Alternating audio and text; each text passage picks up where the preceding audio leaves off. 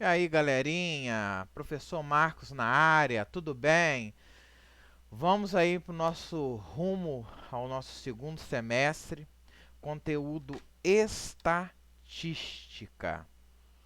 E aí, professor, o que é estatística? Segundo o Google, estatística pode ser um ramo da matemática que trata da coleta, análise, interpretação e da representação de massas de dados numéricos, bem como qualquer coleta de dados quantitativos. Então, sabe-se, né, que a estatística ela advém do latim, que significa estado. Então, aquela informação numérica que você vê em tabelas ou gráficos, isto é estatística, né? População. Grupo de indivíduos que você deseja estudar para obter uma resposta à sua pergunta científica. É chamada de população, segundo Hansey, 2016, página 42. O conjunto total de elementos com portadores de uma característica comum. O meu todo, né? Nós vamos trabalhar, nós vamos ver adiante a amostra. Então, uma amostra é um pedaço, é uma parte do meu inteiro, né? Então, a minha população, o meu inteiro, né? Eu vou até ler aqui de novo. Grupo de indivíduos que você deseja estudar para obter uma resposta à sua pergunta científica. Então, vejamos. Quais respostas aqui? Qual é a minha população nessas duas perguntas que virão? O que os estudantes acham do ensino remoto? Qual a quantidade de brasileiros mortos com Covid-19? Amostra. A amostra é uma parte, um pedaço. Às vezes, né, a nossa população é muito grandiosa, então eu preciso coletar uma amostra, né, um pedaço, uma parte daquele grupo, daquele dado que eu estou estudando, né, para eu desenvolver o meu estudo, né, e lá no finalmente elaborar minhas tabelas e posteriormente o meu gráfico. Então, como vejamos nas duas imagens, a amostra desse grupo de pessoas, aqui também eu posso pegar a amostra desses vários continentes. E aqui é um humor, né? População versus amostra. Amostra. Se nas propagandas e um humor para a gente refletir sobre população amostra e identificar. Se nas propagandas dizem que Colgate é a marca número um recomendada pelos dentistas e Oral-B é a marca mais usada pelos dentistas e que 9 a cada 10 dentistas recomendam Sensodyne, quer dizer que misturar as três e nunca mais ter problemas bucais. Então fica aí um humor pra gente, tá? Eu vou falar um pouquinho de dados, né? Quando eu falo de dados, a gente está falando de variáveis. E professor, o que são variáveis? As variáveis são os meus objetos de estudo, né? Elas podem ser quantitativas ou elas podem ser qualitativas. Então nós vamos observar, né, aqui, ó, né, as nossas variáveis. É, Qualitativo relacionado a uma qualidade, uma característica, um atributo. Quando a minha resposta é uma palavra, né? Qual é a cor dos seus olhos? Você pode me responder verde, azul, né? Preto. Então a resposta é uma palavra. Quantitativo relacionado à quantidade. A sua resposta é um número. Qual a sua idade? 30, 20, 40? Qual é a sua massa? 72,5. Você tem 75 quilos e 500 gramas. Qual é a sua altura? 1,72 m. Então a sua resposta é em forma de número, né? Sendo que a qualitativa tem nominal ordinal, mas o mais interessante aqui agora é nós observarmos que a quantitativa pode ser discreto ou contínuo, né? Discreto é quando o resultado é um número natural. Nós vimos aí, né? Se eu perguntar a vocês, quantos celulares vocês têm? Quais são os números naturais, né? 0, 1, 2, 3, 1 milhão, 2 milhões são os números que nós contamos naturalmente. Então, quantos celulares você tem? Ah, eu tenho 1, eu tenho 2, eu tenho 3, eu tenho 4, eu tenho 5. Isso aí é uma variável quantitativa discreta, né? E contínuo, quando a resposta for o resultado, ele é quebrado, ele é um número decimal, né? Como a massa, a altura, como eu acabei de comentar com vocês. Então, quando eu falo em variáveis, elas podem ser quantitativas, né? Quantitativas ou qualitativas. Quantitativas, né? Posso dividir, né? Subdividi-las em discreto ou contínuo. E vamos mão na massa, praticar. Um exemplo aqui, população versus amostra. A polícia é uma questão do concurso da Polícia Militar Minas Gerais. O gerente de uma empresa, com um total de 150 funcionários, realizou um experimento com o objetivo de verificar o consumo de água dos funcionários durante o turno de trabalho. Foram selecionados aleatoriamente, ou seja, aleatoriamente eu posso escolher qualquer um, 50 funcionários e mensurada a quantidade de litros de água consumida por cada um, no período de 30 dias. Então eu já consigo identificar, não sei vocês, população e amostra. Sabe-se também que cada funcionário teve a mesma probabilidade de ser incluído na seleção, a mesma possibilidade. Com base nessas informações, relacione a segunda coluna de acordo com a primeira. Então, a variável contínua dessas 4 frases. Qual poderia ser uma variável contínua? Variável, meu objeto de estudo, contínua.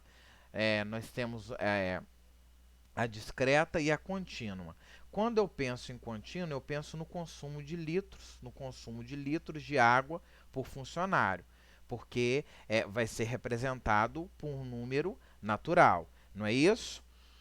E qual dessas frases, desses números aqui, no caso aqui vai ser número 2, então eu já elimino a alternativa A e a alternativa C. Ficariam B ou D, ficariam ambas as alternativas. Quando a amostra está claro, 50 funcionários de um total de 150, né? Um total de 150 funcionários. Eu peguei uma parte dessa população. Então, a amostra seria aqui ó, o número 3. Então, 2, 3, automaticamente a alternativa D. Aqui seria 4, né? A amostragem aleatória simples seria uma técnica utilizada para a seleção da amostra, e a população seria uma quantidade total de funcionários da empresa. Né? Nós temos aí 150 funcionários. Logo, a alternativa correta é a alternativa D. Joinha, dá like aí nela, marca ela lá. Tabela. O que é tabela? Tabela é um quadro que organiza informações por meio de linhas e colunas. Uma tabela é composta por título, cabeçalho, corpo e fonte. Veja abaixo. Título indica o assunto da tabela. Então, produção de café do Brasil no período de 91 a 95. O cabeçalho indica o conteúdo das colunas. Anos, o outro conteúdo, produção em toneladas. Nós temos o corpo, que indica as informações contidas na tabela, que vai de 91 a 95, e de 2535 a 2007. Aqui está o corpo, o início ao fim, né? Indica as informações contidas. E a minha fonte, que é o IBGE, mostra onde as informações foram coletadas, servindo para dar credibilidade aos dados, que é o Instituto Brasileiro de Geografia e Estatística. Vamos ver agora no cenário atual do nosso país, Covid-19. Então, nessa tabela da Covid-19 no Brasil, nós temos aqui, ó, o nosso título, né? Situação epidemiológica da Covid-19 no Brasil. Nós temos o nosso cabeçalho, ID, UF, casos óbitos. Nós temos aqui o corpo, aqui vai de 1 até 14. O nosso corpo aqui vai de 15 até 27, essa parte toda aqui dentro da tabela. E nós temos a nossa fonte, que é o Ministério da Saúde. Então, observem aí os casos confirmados, em acompanhamento. Isso, gente, foi 3 de agosto, né, no período de 6h30, né, 6h30 da tarde, que eu extraí essa tabela. Então, os recuperados em investigação nos últimos 3 dias, é bom nós aplicarmos o nosso conteúdo naquilo que a gente está vivenciando. Infelizmente, né, uma tabela que representa situações muito tristes para o nosso país, e fica a reflexão, né? Precisamos contribuir cada vez mais com as práticas que nós sabemos para evitar o crescimento exponencial dessa tabela. Espero daqui nas próximas aulas apresentar uma tabela ou um gráfico bem menos acentuado do que esse. Enem 2009, uma questão. A tabela mostra alguns dados da emissão de dióxido de carbono de uma fábrica em função do número de toneladas produzida. Então, eu tenho aqui uma informação, um dado que é produção em toneladas, e eu tenho outra informação, emissão de dióxido de carbono em partes por milhão, ppm. Né? Aqui está a minha fonte disponível. Os dados na tabela indicam que a taxa média de variação, quando fala taxa média, eu tenho que dividir. Quando fala em variação, é o maior menos o menor. Então, vamos lá. Entre a emissão de dióxido de carbono, entre esse, é a segunda coluna da tabela, e a produção, que é a primeira coluna da minha tabela, então, a primeira coisa que eu vou observar, nós temos aqui, vamos fazer a nossa variação. Em produção em toneladas, é um maior número, no caso 2,0, menos o menor número. Então, 2 menos 1,1, R$2, menos R$1,10, 90 centavos. Vamos ver a nossa variação da emissão de dióxido de carbono. É o maior, que é 4, vamos pensar assim, R$4, menos R$2,14, R$1,86. Agora eu quero a comparação, como foi pedido, que é taxa média, né? A minha divisão do segundo, que é 1,86, dividido para o primeiro, que é 0,9. Eu poderia aqui multiplicar ambos por 100, daria 186 dividido por 90. Aí eu multipliquei por 10, a vírgula pula para cá, e aqui vira 9, né? A vírgula vem para cá, 18,6 dividido por 9. Acabo multiplicando por 10 de novo, fiz de uma forma mais trabalhosa, ficaria 186 dividido por 90. Né? 2 vezes 90, 180, 186 menos 180, 6. Para continuar essa conta, vírgula aqui e 0 aqui. E como 60 é menor que 90, acrescento um 0 aqui e um 0 aqui. Eu posso cortar, para facilitar o meu cálculo, esse 0 com esse. 6 vezes 9, 54. Sobram 6 e continuando essa conta vai ser 6 a vida inteira. Infinitamente, Então, a alternativa correta vai ser a alternativa D.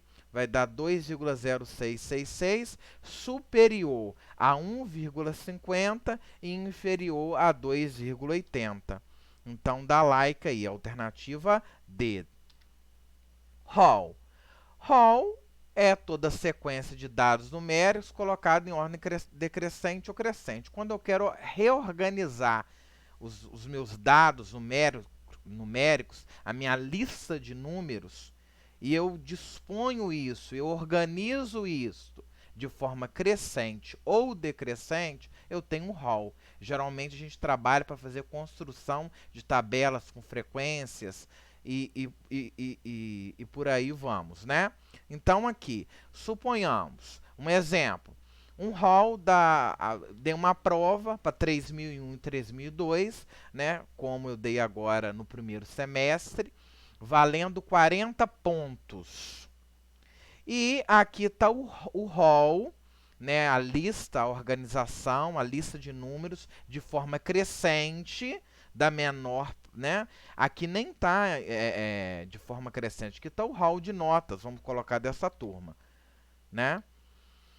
Agora, aqui, o que que nós, aqui, ó, nós já observamos também um outro hall de notas dessa turma. Então, aqui a gente organizou, repete 3 vezes o 22, repete quantas vezes, ó, o 25, 4 vezes, o 26, 3 vezes. Então, os alunos valendo 40 pontos, nós temos uma nota média aí, não está muito bom a 3001 e 3002 não, brincadeirinha, né? Vocês foram muito bem na prova, já vou dar os parabéns 3001 e 3002. Continuando aí, então, frequência absoluta, vou representar para o FA, outras representações, denominações. Vamos fazer uma leitura. A distribuição de frequência é um tipo de tabela elaborada a partir da contagem de dados. Então, notas de 25 alunos, eu contei e montei a tabela. Pronto. Na distribuição de frequência, listamos todos os dados coletados e contamos a quantidade de vezes que eles aparecem, incluindo as repetições. Por isso, frequência, porque frequência por causa das repetições. E então, distribuímos esses dados em uma tabela. Então, daqui eu conto as repetições, se há ou não repetições, e monto a tabela. Por esse motivo, essa tabela denomina-se de distribuição de frequência. O termo frequência indica o número de vezes que um dado aparece numa observação estatística. Então, quando eu tenho, né, repetição, eu tenho frequência, daí distribuição de frequência. Né? Um exemplo, um professor organizou os resultados obtidos em uma prova com 25 alunos da seguinte forma. Está aqui. E eu vou colocar a primeira coluna da minha tabela nota, primeira informação, segunda frequência. Quantos alunos tiraram a nota, né? A nota valendo 4, né? 5. É só eu contar. Eu tenho 5 notas iguais a 4, 5 repetições. Quantas vezes aparece a nota no valor 4? 5 vezes. Quantas vezes aparece a nota com o valor 5? 3 vezes. Quantas vezes aparece a nota no valor a nota do aluno na prova, né? No valor 6, 2 vezes. No valor 7, 3 vezes. No valor 8, 2 vezes. E no valor 9, 10 vezes. Né? Eu fazendo o somatório dessa frequência, totalizam 25. Frequência relativa, né? FR aqui, ó, FA absoluta, FR é relativa, ela é expressa na forma de porcentagem. Enquanto a frequência absoluta é um número, né, exato, né, aquele número natural, aquele número exato, a frequência relativa ela é expressa na forma de porcentagem. Relativa, porcentagem. Absoluta, exato. Então, utiliza-se para demonstrar a participação de um valor em relação total. Para calcular, basta dividir a frequência pelo somatório das frequências e após isso multiplicar por 100. Professor, não entendi nada. Facinho. Vamos pegar a tabela aqui, encontrar a frequência. Encontramos a frequência absoluta, está aqui. Agora eu vou encontrar a frequência relativa, FR. É simplesmente pegar cada valor de cada linha e dividir pelo total. 5 dividido por 25. Por que você pode fazer? Dá 1/5 vezes 100. Você vai, 5 dividido por 25, vai dar um resultado decimal, multiplica por 100. Aqui a gente pode pensar diferente. Tem que encontrar a fração equivalente. Que número que eu multiplico por 25 que chega a 100? 4. Né? Numa fração que eu faço embaixo, tem que fazer em cima. Então, se eu multipliquei o denominador por 4, em cima vou multiplicar por 4. 5 vezes 4, 20. 20%. Vou pegar o número da segunda linha e dividir pelo total. 3 dividido por 25. 25 vezes 4, 100 sempre, né? Então, 3 vezes 4, 12%. Terceira linha, 2, vou dividir pelo total. E 2 vezes 4, 8%. Vou pegar 3 e vou dividir pelo total. Nós já encontramos aqui, ó, que 3 já corresponde a 12%. Não precisa fazer conta de novo. É só repetir 12%. Assim como o 2, nós já encontramos 8%, é só fazer repetição. Agora, o nosso último 10. 10 vezes 4, 40%. Nosso fator de proporcionalidade aqui é 4. Aqui, quando você somar na frequência relativa, isso tem que bater um fechamento 100%. Se não bater, pode ser aproximação, alguma coisinha aí que está errado. Correto? Então, até uma interpretação que foi feita aqui, ó, 20% dos alunos obtiveram nota 4. Então, ó, 20% dos alunos obtiveram nota 4, assim como 8% dos alunos obtiveram nota 8, e por aí vamos. Observamos que para eu encontrar a frequência relativa, eu tenho que saber a frequência absoluta e o seu total. Então, é cada valor da frequência absoluta dividido pelo total. Né? A frequência relativa depende disso. E o que é uma frequência acumulada? FA, né?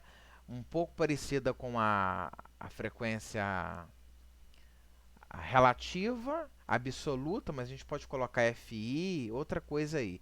É a soma das frequências até o valor a ser analisado, por isso acumulado. Eu somo daquele valor para baixo ou daquele valor para cima. Nós vamos estudar daquele valor para cima, né? Então, utiliza-se para demonstrar a participação acumulada dos dados. Veja abaixo. Então, vejamos a tabela aqui. Eu tenho frequência absoluta, frequência relativa, e agora eu vou encontrar frequência acumulada. Gente, simplesmente, para eu encontrar frequência acumulada, eu vou analisar a frequência absoluta. Eu não vou mexer com porcentagem. Por que está aqui? Para eu ter uma tabela completa, né? Eu estou construindo com vocês esse conceito de tabela desde a acumulada, vimos a relativa e agora eu vou terminar desde a absoluta, relativa e agora eu vou terminar com a acumulada. Então, eu vou repetir o meu primeiro número da minha frequência absoluta, 5, e vou pegar ele e vou somar com o número que está abaixo dele. 5 mais 3, 8. Na frequência absoluta, qual número está abaixo de 8? 2. 8 mais 2, 10. Qual número está abaixo de 10? 3. 10 mais 3, 13. 13 mais 2, 15. 15 mais 10, 25. Então, aqui, ó, há uma interpretação. 8 alunos obtiveram até a nota 5. Então, 8 alunos obtiveram até. Aqui eu falo até a nota 5, porque está tendo uma acumulação. Eu estou pegando, eu estou somando, ó, o anterior com o posterior. Então, acumula. Então, a gente usa a palavrinha até, porque é daquele número, é a soma das frequências até o valor a ser analisado. correto? Como nós vimos aqui. E eu termino aí a frequência, né? Com frequência com classes. Usa-se quando há muitos dados. Parece complicado, mas é extremamente fácil com o professor Marcos. Então, olha bem. Usa-se quando há muitos dados, mais que 25, e com valores dispersos, ou seja, variados. Agrupa-se os dados em intervalos de classes e, em seguida, conta-se esses dados. Com classe, porque nós vamos formar grupos. Então, um exemplo aí, um radar instalado na rodovia X registrou as velocidades em km por hora de 40 veículos indicados abaixo. Então, nós temos aqui os veículos, os dados aqui, ó, né, de 40 veículos. Aqui eu elaborei uma tabela, né, com a frequência absoluta. Então, quantas vezes repete 70 uma vez? Quantas vezes repete, por exemplo, 97 duas vezes?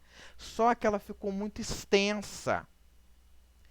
Para nós fazermos uma redução, como ficou muito extensa, daí surge a tabela que é chamada de distribuição de frequência com classe. Por que surge isso? Para sintetizar, para simplificar essa tabela absoluta. Aí eu vou agrupar, né? Agrupar com classes. Eu vou formar grupos com classes. E professor, como que eu faço isso? Essa aqui a gente tem 4 regrinhas, né, ou 3 regrinhas aí para serem seguidas. Eu vou tentar até simplificar isso.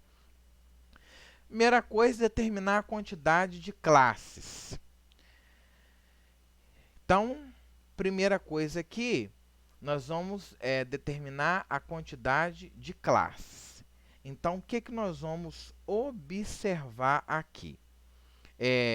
Veja na tabela acima que agrupamos a frequência em classes, reduzindo o seu tamanho. Com isso, na primeira classe, sabe-se se 4 veículos tiveram alguma velocidade.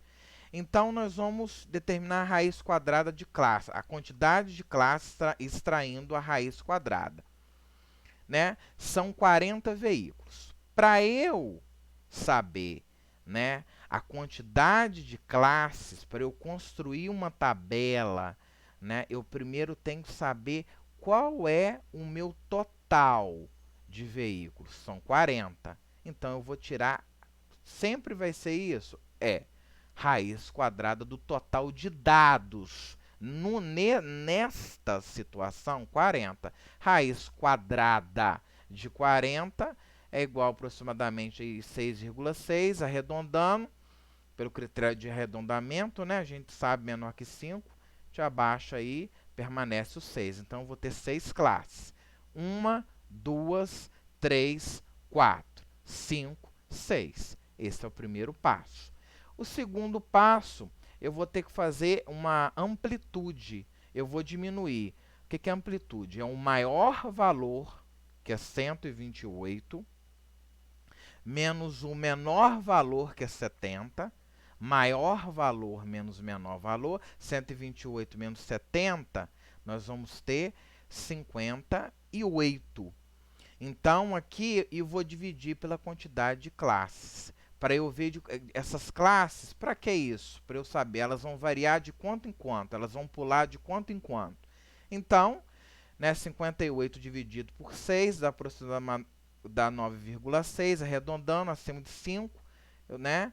Eu vou pegar o número posterior a 9, no nosso caso 10. Aqui eu tenho, né, o tamanho da nossa amplitude, o tamanho da nossa classe. Então, ela começa no 70, que é o nosso menor valor, e eu vou 70 mais 10, 80.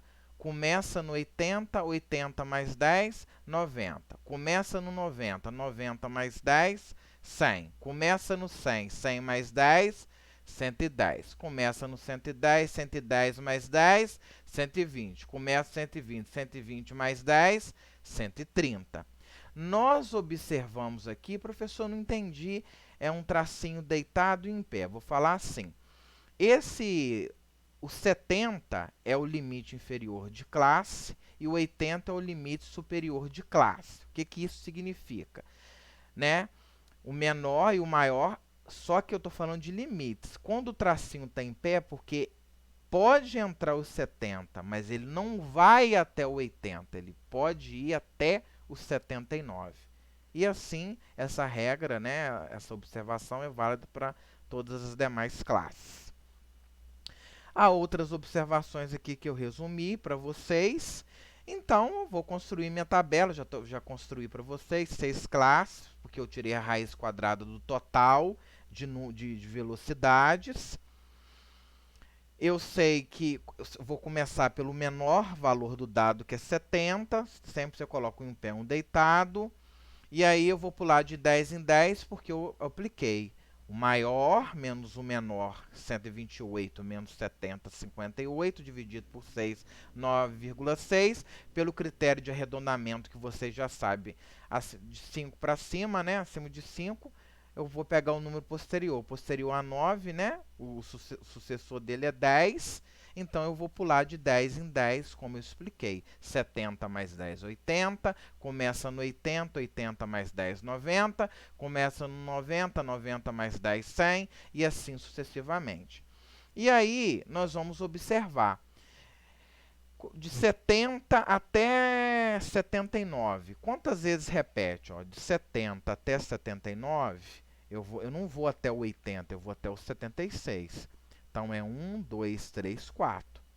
Sempre vai entrar o primeiro número, né? Aqui, tem que ter cuidado com sempre, mas nesse caso nosso aqui, entra o primeiro número, no caso, eu posso começar no 70, é um intervalo fechado nele, no 80, no 90, no 100, no 110, 120, e aqui vai ser o menor número antes dele, menor número antes de 90, 89, 100, 99, 110, 109, 120, 119, 130, 129, tá?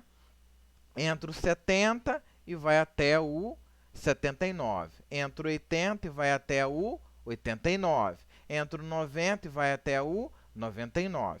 Então, nós vamos observar uma coisa aqui. De 80 a 90, então eu vou até o 89. Então, de 80 até o 86, eu não posso pegar o 90, não tem 89, então eu vou até o 86.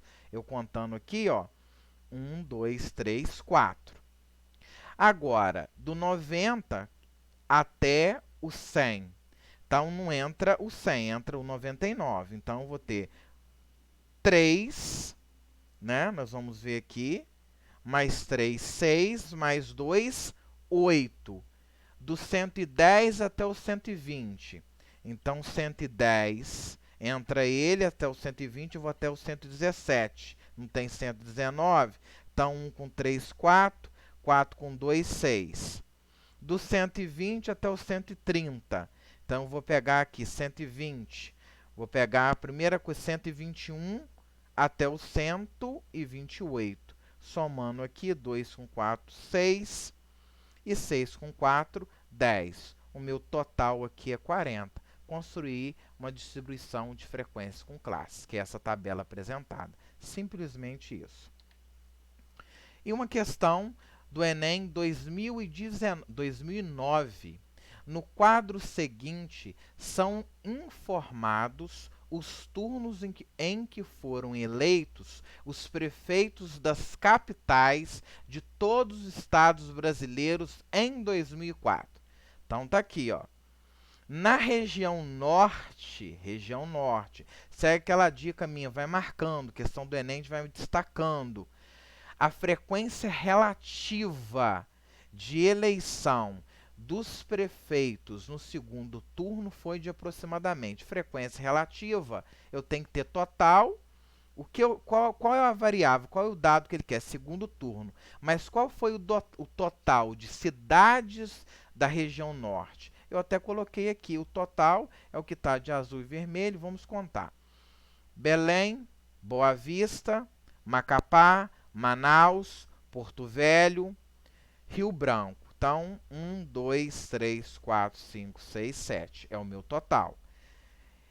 E aí, desse total, quais tiveram eleição no segundo turno? No segundo turno, apenas de vermelho, que correspondem Belém, Manaus, Porto Velho. 3. Desenvolvendo, frequência relativa é no caso que está sendo pedido, prefeitos do segundo turno na região norte 3, pelo total da região norte, que são 7, que está de vermelho e azul.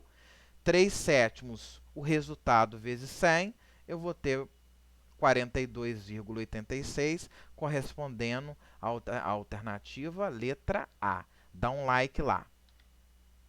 E até mais, um forte abraço, um sucesso aí para nós no segundo semestre. Estamos caminhando para a reta final. Saudades de vocês, terceirão!